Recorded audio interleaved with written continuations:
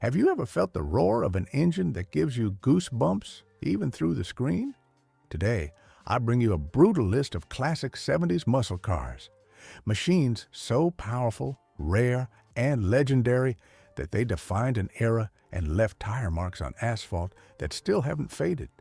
These iconic cars, forgotten by many but worshipped by true enthusiasts, weren't just machines. They were art, rebellion, and pure speed, with the smell of gasoline and freedom in the air. Some were so extreme that they changed the history of motorsport forever. So, if you love powerful muscle cars, aggressive designs, and the living history of the wildest cars of the 70s, this video is for you. And before we kick off with the first on the list, do something that costs you nothing, but helps us a ton. Hit the like button, subscribe to the channel, and turn on the notification bell. Ready? Buckle up, because what's coming next is pure madness on wheels. 1971 Dodge Challenger RT 426 HEMI. Have you ever felt that a car could be more than just transportation? That it could be a statement, a roar of pure rebellion forged in steel and gasoline? If your answer is yes, then you're getting close to what the Dodge Challenger RT meant for an entire generation. It wasn't just a muscle car. It was, and still is, a legend on wheels. Its design, sharp like a defiant glare, blended aggressive lines with fierce elegance. Every curve of its body seemed to scream freedom in an era that was beginning to fear the restrictions of the coming oil crisis. But what made hearts race even faster was what it carried under the hood. The 426 HEMI, a name that alone sends a surge of adrenaline through any classic car enthusiast. This V8 wasn't just powerful, it was brutal. With 425 advertised horsepower, though many claimed the real figure was much higher. This beast could devour the quarter mile like it was nothing.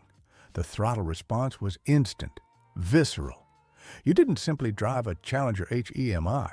You wrestled with it, trying to tame its fury. What many don't know is that this model was the last great roar before the beginning of the end for high-performance muscle cars. 1971 marked both the peak and the start of the decline. Environmental regulations, skyrocketing insurance premiums, and the looming energy crisis would soon change the game. But this Challenger left its mark. It was produced in very limited numbers with the HEMI engine, which today makes it a coveted prize for collectors, a true unicorn of the asphalt. And here's a curious fact.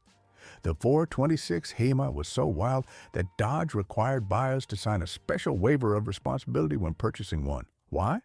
Because the brand itself knew they weren't selling a regular car, they were handing over a steel missile on wheels. So the next time someone tells you all cars are the same, show them a picture of the 71 Challenger and watch their pupils dilate.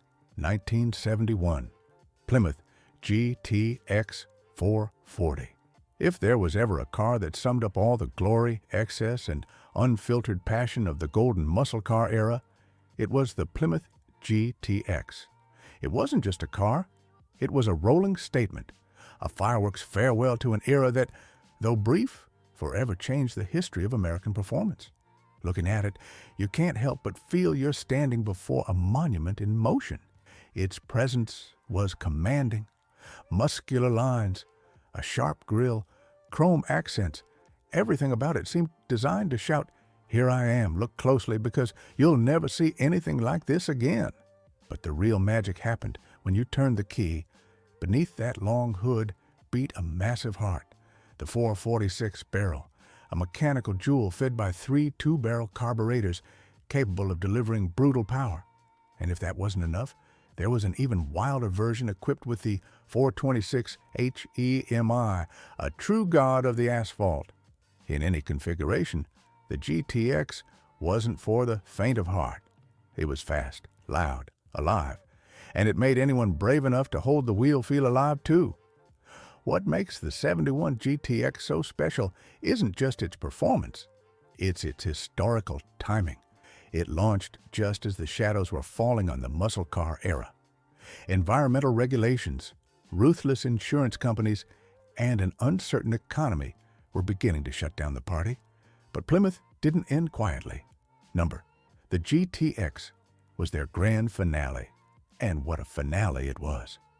Here's a little-known fact. The GTX shared its platform with the Roadrunner, but was positioned as the luxury muscle car. That luxury didn't come in smoothness, though. It came in the form of a savage roar, more refined interiors, and an exclusivity that today makes it a museum-worthy piece. 1970, Mercury Cougar Eliminator. This American feline is one of the best-kept secrets of the muscle car era, a jewel that many overlooked while gazing at its more famous cousins like the Mustang. But those who know it understand. The Eliminator was, and still is, a bold statement. Visually, it had everything it needed to stand out without screaming. Clean lines, a low stance, refined details, and a sharp front design that looked at you like a panther ready to pounce. But what truly made the difference was what lay under the hood. You could opt for the Agile Boss 302, perfect for those seeking precision and balance, or the mighty 428 Cobra Jet, a beast that turned every acceleration into a visceral experience. No matter the choice, the Eliminator wasn't for show. It was a predator. And that was precisely the magic of this model, sophistication with sharp teeth. While other muscle cars bet everything on brute force, the Cougar offered a more refined interior, comfortable seats, sound insulation, without sacrificing a drop of power. It was the car for someone who wanted to dominate with class, like a gentleman with clenched fists. One detail many don't know is that the Eliminator was a limited series within the Cougar lineup, and its production lasted only 2 years. That makes it even more desirable among collectors today. The package included decorative stripes, functional spoilers, and tuned suspensions to improve performance. It was a muscle car designed not only to run, but to stand out. And now comes the part where you, watching this video, step into the scene. Have you ever felt that a car could have a double personality?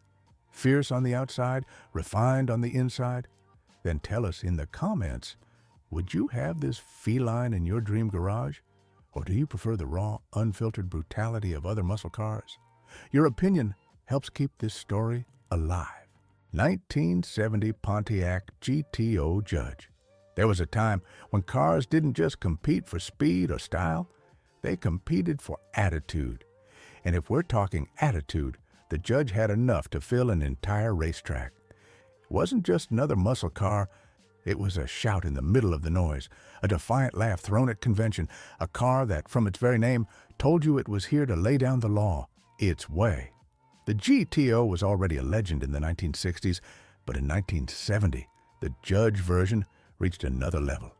Under the hood throbbed the brutal Ram Air 4400 V8, a beast tuned to deliver power in every inch of throttle. We're talking about over 370 advertised horsepower, though many experts claim it produced much more in real conditions. What was most fascinating was how that power felt. It wasn't just speed. It was a controlled explosion, a force that pinned you to the seat as if the car wanted to rip a smile or your soul straight out of you. But the Judge wasn't only about the engine. Its aesthetics were a colorful provocation, sporty stripes, an integrated rear spoiler, bold graphics, and vibrant shades like orbit orange that seemed to shout at every stoplight. Pontiac didn't want to go unnoticed, and this car was its megaphone. What's interesting is that the Judge was born almost as an inside joke, inspired by a comedy TV sketch. But the idea struck so hard it became one of the most beloved versions of the GTO.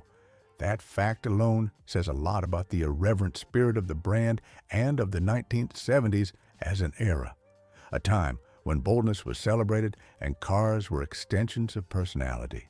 1970 Buick GSX Stage 1. Sometimes appearances deceive. You can look at someone in a perfect suit with a discreet smile and a calm voice and think they're no threat until you see them in action. The GSX was that kind of car, a muscle machine that arrived with elegance, but the moment you pressed the accelerator, it bared its teeth like a true wild animal. It didn't need to exaggerate its presence. The GSX was refined, almost understated. But beneath that clean and sophisticated style, hid one of the most brutal engines ever put into a production car. We're talking about the legendary 455 V8 Stage 1, a monstrous block that delivered over 500 pound-feet of torque, even surpassing many competitors that boasted of being the strongest at the time. Official horsepower, 360, real horsepower, much more. And what made the difference wasn't just the power, but how it delivered it. While other muscle cars needed to rev all the way to the limit, the GSX pushed with smooth violence from the first touch of the throttle. It was as if the car whispered, "Relax, I've got this." The GSX was Buick's answer to a market beginning to combine luxury with high performance. It wasn't just about noise and speed anymore. Finish, comfort, and silence when needed also mattered. But that didn't mean weakness. In fact, the Stage 1 was just as effective on the strip as it was on the highway. And in many street duels of the era, it left rivals stunned. It was the muscle car for the man who wanted respect, not just attention. And as if that weren't enough, it came factory-equipped with sport suspension, upgraded brakes, a limited slip differential, and a specially tuned TH400 automatic transmission built to handle its brutality. All of this wrapped in a body decorated with bold black stripes and colors like Saturn yellow, which today is a cult favorite among collectors. The curious part is that, despite all its potential, the GSX was produced in extremely limited numbers. Today, finding one in good condition is like discovering a sleeping beast in a ballroom. Silent, refined, until it roars. 1970 Dodge Charger RT 446-pack. We're not talking about just another loud car. We're talking about a mechanical creature that announced itself blocks away with a deep, guttural, unmistakable roar. When the Charger came around the corner, you already felt it in your chest. And that wasn't by chance. Under that aircraft carrier-length hood lived one of the wildest engines of its era, the massive 7.2-liter 5.8 with 3 carburetors, the legendary six-pack. The official rating said 390 horsepower, but anyone brave enough to drive it knew what they had in their hands was more like an untamable bull. The throttle response was violent, like a controlled explosion, and the torque was enough to break traction even at speeds that should have already been stable. This wasn't a car for beginners. The Charger was a personal challenge. If you could master it, you earned respect on the streets. But it wasn't just the engine that intimidated. Its menacing design, with its muscular body, split grille like a clenched jaw, and long, low profile, turned every drive into a declaration of power. Its most famous color, plum crazy, didn't just attract attention, it demanded it. This car didn't ask permission, it took it, and if anyone had doubts, the roar pouring out of the dual exhaust settled them instantly. Many muscle cars were fast. This one was fast and terrifying. Here's a curious fact. The six-pack was originally created as a more accessible alternative to the mythical HEMI. But in reality, many street racers preferred the 440 with triple carbs. It was easier to maintain, more forgiving, and brutally effective. Plus, with its stronger low-end torque, it was perfect for stoplight drag races, that sacred ground where real legends were written. And yes, its sound could be heard long before you saw it, and that, my friend, is something you never forget. Have you ever heard one roar in person? Or maybe you were one of the lucky few who drove one or saw it tearing down the street? Share your story in the comments. Whether it was just a moment or an entire era, if the Charger crossed your path, it deserves to be remembered here. 1970 Plymouth Superbird. Not every car is made to fit in. Some are born to break molds, provoke stares, and make conformists uncomfortable. The 1970 Plymouth Superbird was exactly that. A glorious anomaly, a land missile that looked more like a cartoon experiment than a production car. But one look at its lap times made it clear. Behind the outrageous design was pure science and a whole lot of competitive malice.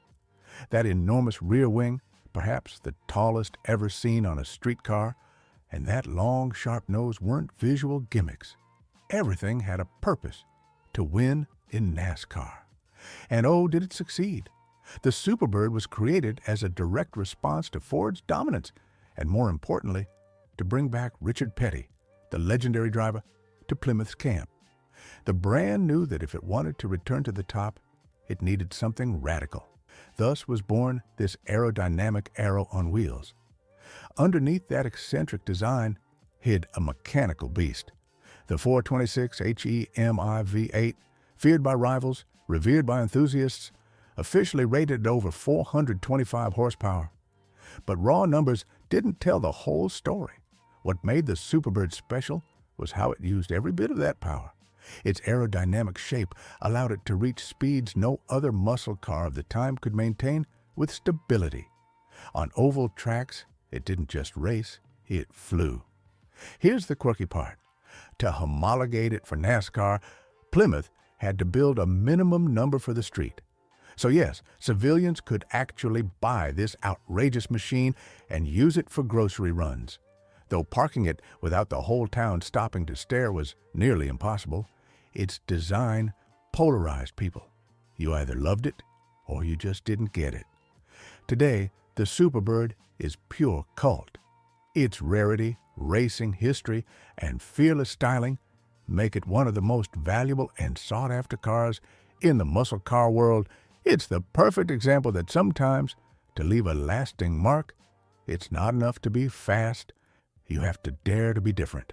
1971, Ford Mustang Boss 351. When we talk about the great names of the muscle car era, the Mustang always comes up. But among all its versions, there's one many don't know deeply.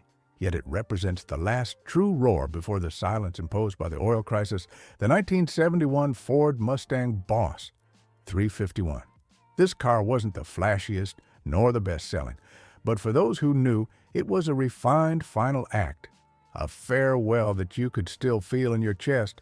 What made the Boss 351 special was its balance.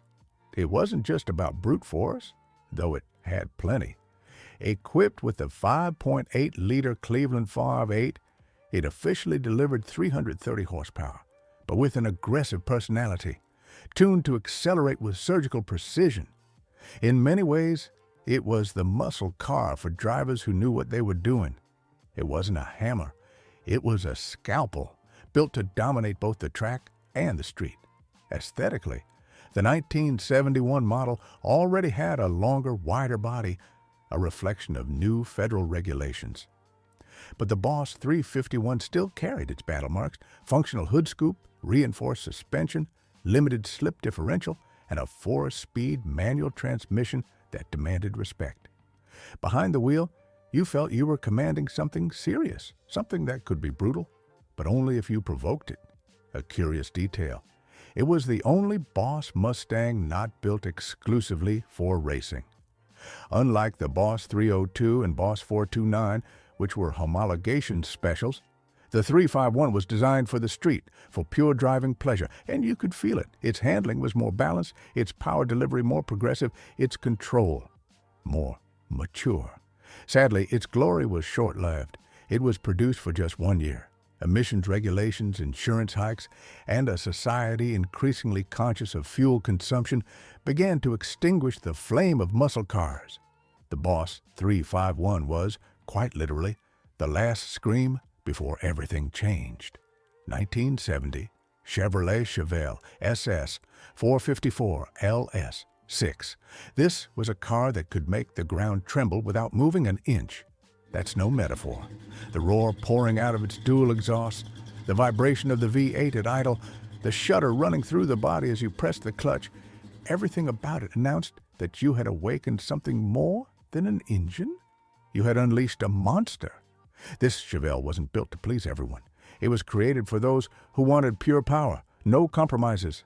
Its heart was the legendary 454 cubic inch LS6 WAF-8, a 7.4-liter block delivering nothing less than 450 horsepower straight from the factory. But the most impressive thing wasn't the number itself. It was how it felt. The acceleration was so violent, so immediate, that many compared it to taking off in a fighter jet. Few machines of its time could keep up with it, and none did it with such aggressive style. The 1970 Chevelle SS had a visual presence as imposing as its power. A cowl induction hood with functional scoops, black stripes running across the body, a wide and low stance. It looked like a predator ready to pounce, and it was. Equipped with sport suspension, reinforced brakes, and a tuned rear differential, it wasn't only fast in a straight line, it could take corners with authority too. Here's a little-known fact. Although Chevrolet built thousands of Chevelles in 1970, very few rolled off the line with the full SS package. That makes it an extremely coveted collector's piece today. Some even said it was too much car for the street, that it had crossed an invisible line between the legal and the savage. And they weren't wrong, because the Chevelle SS 454 LLS6 was the most powerful muscle car you could buy off an American dealership lot without modifications. It was, without question, the absolute peak of raw power before regulation, fuel concerns, and social pressure began dismantling that glorious era. 1971, Pontiac Firebird, Trans Am 455 HO. Sometimes fire isn't extinguished with water. It takes time, pressure, and wear. The Firebird was exactly that, a contained blaze, a spark that refused to die while everything around it began to cool down. In an era when environmental regulations, soaring insurance costs, and the looming oil crisis were already casting shadows over muscle cars, Pontiac chose to launch one final flare of rebellion, and they did it with a Firebird that didn't ask for permission to fly. The Firebird Trans Am was already a special model within the GM family, but in 1971, with the introduction of the 455 high-output engine, it reached a new dimension. We're talking about a 7.5-liter block tuned to deliver an almost perfect mix of massive torque, instant response, and raw aggression. Though its output was officially listed at 335 horsepower, the real numbers were far higher. Why? Because Pontiac, like many brands during that transition to more conservative ratings, began underrating its figures, but not its performance. Visually, the 71 Firebird Trans Am was unmistakable. Its prominent hood with the functional shaker scoop, aerodynamic silhouette, bold graphics, and feline stance ready to spring, all of it screamed muscle, speed, and provocation. The Phoenix emblem wasn't yet as oversized as in later models, but it already felt like a badge of pride. This car didn't want to blend in, it wanted to lead the pack. Here's a fascinating detail. In 1971, the Trans Am was only a few tenths of a second behind some cars with considerably more powerful engines. Why? Its balance. This car didn't just have strength, it had response, rhythm, and mechanical presence. It was a finely tuned symphony between engine, transmission, and suspension. In many ways, this was the final roar before the whisper, a statement that there were still engineers who knew how to make hearts race, even when everything else said it was time to slow down. And there you have it, a true collection of legendary beasts that defined the 1970s as the golden era of American muscle. Each of these cars wasn't just metal and horsepower, they were symbols of freedom, rebellion, and a passion that still lives inside us. But now it's your turn. Which of these muscle cars would be the king of your dream garage? The wildest? The rarest? Or maybe the one that brings back a personal memory, a time, a place, a sound you'll never forget? Write it in the comments. Don't overthink it.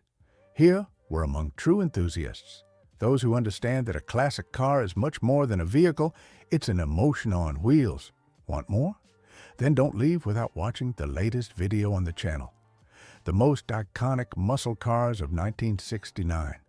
A list packed with history, raw power, and the machines that paved the way for everything you saw today. Click and continue this unforgettable journey through the world of the most extreme classics of all time. See you there!